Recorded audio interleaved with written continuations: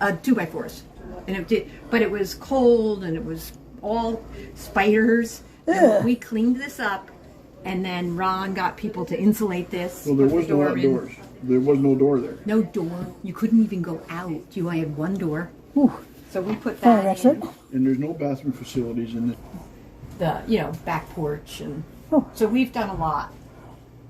That's I was enjoying the yard. Yeah, amazing. I'm sorry, what was that? What? I don't hear what you just said. Isn't this amazing? This is It's just stunning. when you come in, you're like, whoa. This is, and we can put the bigger things down here. A little more history of the train, the canning factory. This was a corn factory that was along by the train. The canning factory has been torn down, right? Yeah. Canning factory, that's what it looked like. Right there. This is the train station. Rutland Railroad? Yes, Rutland Railroad. And the canning, there's a picture here with, I can't think of it now. This is where the canning factory was. It's already gone. Right. This is the bean factory. The bean factory went till 1954. And this is the siding for the train. Do you see the siding? So the train, this is the normal route for the train, that's the station, but this is the siding. Okay. Canned corn would get put on and the beans would get put on. I did read about that. I had read the history of South Hero before I came out to film last year. Okay. Yeah. And So, this is one of the bean sorting. oh, wow. This is one of them where the women would sit right there and use this pedal. Like a sewing machine. Yep. Just like the sewing machine. And they would take the shaft off the side down to the bucket. So I usually have a chair there and the kids love doing it. Let's see the chair around. Wow. And when we got down here, this Duba, that's the only thing that was in the basement was that sign. Wow. And his shop was across the street, but then he also, his house was next door, and this was on his house. But his shop was across the street. We got that, George Duba. Is his place still standing? Yeah, not the one across the street. Okay. That one's gone. But Joe LaRose lived on this side. So one side was Joe LaRose, blacksmith, one side was George Duba. This is Joe LaRose in his house right next door. Wow. And this we just got. This is Joe LaRose way back. We just got that from Malcolm Allen, who just passed away in town. Wow. And we don't know exactly where that is. We're still researching. And this actual blacksmith forge is from the Normans, which is the Lane bed and breakfast called Snow Farm Inn bed and breakfast, owned by the Lanes. They also own the winery. They inherited the farm from the Normans, their father, and this is from the Normans back in the 40s when they used to do blacksmithing. It's so black. Was it painted? We did refinish it. Okay. We refinished it. Is that the same too for the bell outside? Was that refinished? Yes. Okay. Yes, they're both refinished because they were in bad shape and they weren't going to last. You can see this is what it would look like if it wasn't. Right. This hasn't been refinished. I kind of figured when I filmed the bell, I said it must have been redone because I remember other bells I have filmed because I filmed all those kinds of things. They were in kind of bad shape, so it makes sense to be refinished. Yeah. Some of it we had to refinish, some we didn't. We made the decision. But what's interesting was when this guy, LaRose, who lived next door, we did a little article about him. A woman who came up in the summer from Connecticut calls me and says, "That's my grandfather. I have a picture of me with him." Oh, wow. She comes to visit. Oh, my gosh. Says, so we videoed her. She wanted to know where the blacksmith shop was, which is two houses down, 2 or 3. It's in the woods. Oh, wow. And it did fall down, so it's all rubble now. Oh, but I brought her down there. I showed her. We picked up a few of these things. We picked up a few things. We came back, and she says, "I love it here so much. I'm going to give you my grandmother's quilt that she made." Her grandmother and grandfather lived next door. She had never seen her grandfather's blacksmith shop. She comes up and brings us the quilt, which is hanging right there. Same You can again. tell it's a. Walk right by it. And her cousin, I put it on Facebook in the article, her cousin calls me and says, well, I have Joe LaRose's fiddle. His what? Fiddle. Oh, His fiddle. So he comes and brings the fiddle, she brings the quill. wow. They had never met each other, they're like second cousins, right? This is the fiddle, and I said to him, wow, how come it's not called a violin? And he said, well, violins don't get beer spilled on them. Well, that's a great story. He donated his grandfather's fiddle, Wow. and that's beautiful. And this is Joe LaRose with his second wife, Abby, and friend Joe Lawrence, which is the Lawrence farm right down the street. And this was, the fiddle was wrapped in this, 1889. It was wrapped in that. Holy cow. So we framed it. I know. Absolutely. And the Burlington Clipper, I think that predated the Free Press. Yes, I think so. Yeah. So maybe that was contemporary. so we like everything to be from South Europe. Yes, We love the authenticity of everything being from South Europe. of course. That's a big part of our mission, is that the things are from South Europe. Of course. Yes. And that sign right there, the railroad crossing, that was down by the train station. The Robinson hardware store had it in the back against one of their barns. Wow. And when we took over this, they said, would you like the railroad sign that used to be down at the train station? Yes. So we moved that. Another guy said, we have a piece of the railroad if you want it. It was in our Lord. basement. This was in their basement. My mother grabbed it when they were taking the railroad down. Put it in our basement. So we've got that real piece of the railroad from the Gardners. The Gardners had that. Is the station still standing? Nope. Station is gone. Station's gone. There it was. Oh, Station's gone. So what they did was Fifield owned it. Fifield sold the slate on top, and all the wood he told this guy named Jasper Santor. He said, you can have the wood. Jasper built the house across from the school, oh wow. and he put a firing range in the basement of the Oh, house. So yeah. that's where the train station is. It was repurposed as a house. Well, I'm glad it was repurposed as opposed to just torn down. It wasn't just torn down. Same Right, with right. the canning factory. They didn't tear it down. People took the wood. Oh, and good. repurposed Good. it. Yeah, it wasn't just torn down. Well, that's good. Yeah. This was probably one of our newest donations. I just have to show you. Okay.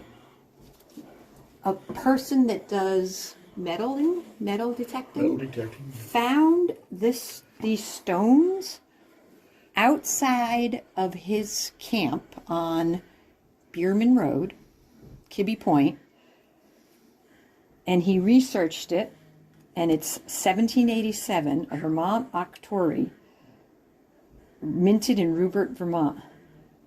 And he found 4 of these different coins, and he gave them to our museum. Wow. Bob Willis is his name, and he thinks that there actually was a road that went by his camp, and the what are the people that would have their carts? Vendors. The vendors would go right by, and they were exchanging money, and it fell, Oh, wow. and they didn't. They Well, didn't Lucky for us. the old roads in town used to follow the lake shore. That makes sense. Wow. There's the shoe. There's the shoe that was in. Was it telling you about the shoe that was in the house? No. Oh, I was telling somebody at the cabin that the lady that's actually in Joe LaRose's house she bought the house next door, and she was renovating it, found that shoe in the wall. They used to do that for good luck. They would put kids' shoes in the wall. I think that's kind of cool. It's very cool. Oh, and this is the sort of the tool area. This is kind of the homemaker's area. So we have kitchen things, and then we have the sewing machine. And this is that treadmill. This is the treadmill. This is the treadmill that was used, and this is to show how it would churn butter. You put the dog Okay, so on use it, the churn butter. Okay. Yeah. I was You can wondering use what- it for different things. Okay. You can use it for a bunch of different things, and it works. I saw the one in Sheldon was next to the churn, the butter churn. So Ah, so they probably used it for churning butter. there, Probably, too. yeah. I think churning butter was a big job well, that seemed to be very tiring. and tiring. Oh, that. I think so. Yeah. But, eventually they used it for running tools and equipment because it's all belt driven. Okay. You'd have a drill with a pulley on the side of it, with a belt, and that So you would put the, you still needed the dog? you needed something to run with. Yeah, okay. Oh, yeah. Okay, but the belt would help you to Well, run. you know, get the little kids up there to go. Send the kids up Put there. those toddlers to work. What's your favorite tool, Ron? Just show your favorite tool. I don't know. I like the old drill bit myself. All right, show her the old drill bit, because that's your favorite. And I'll tell you my favorite in this, and then you don't have to do it. This is one of the oldest drills that I've ever seen, with the brass blackening on it and whatnot. Because you don't see them like that often. It's beautiful. And it's for drilling holes. My dad used to have a metal potato chip can full of tools, and he had one similar to this. It didn't look like that. I mean, it looked this shape. Yeah. It didn't have brass or anything on it. It's beautiful, huh? It's gorgeous. Yeah, I don't have one of the other ones like that. But We always like the vacuum. Have you seen these vacuums? These are always fun. So this is an original vacuum. Son of a gun. You would suck it up. Wow. Just suck it up. It actually has a filter inside too.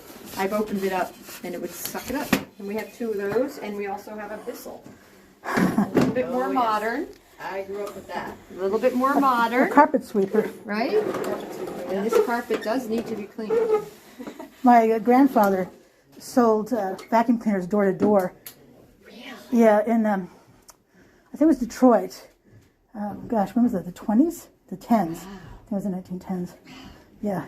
That's very cool. But my favorite thing here is the table. Because the table is from, it was given to Lucy Allen Wells. So Lucy Allen, so she is Marty's great aunt, I think, upstairs, because Marty's an Allen.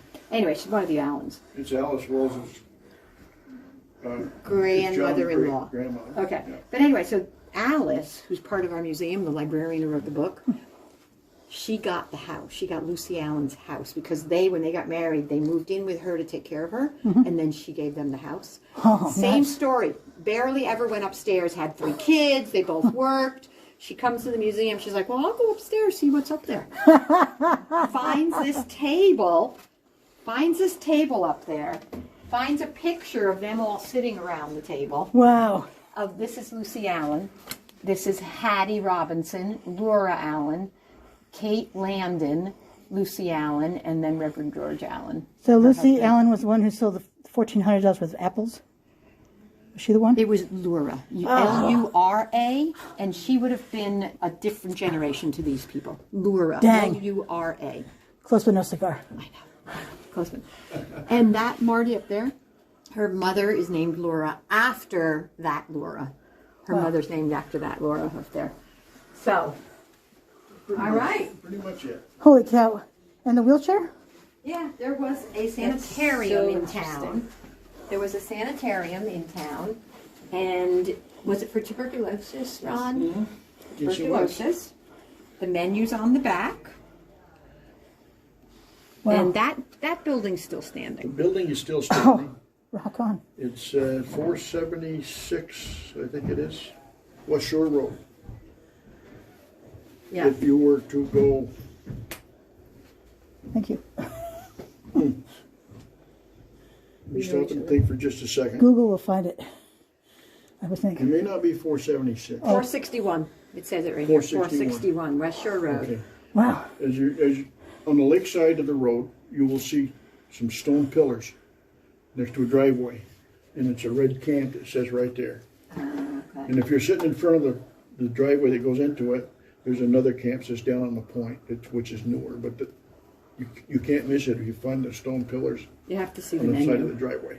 You have to see the menu for what they serve. 461. Red building? Yes, Wow.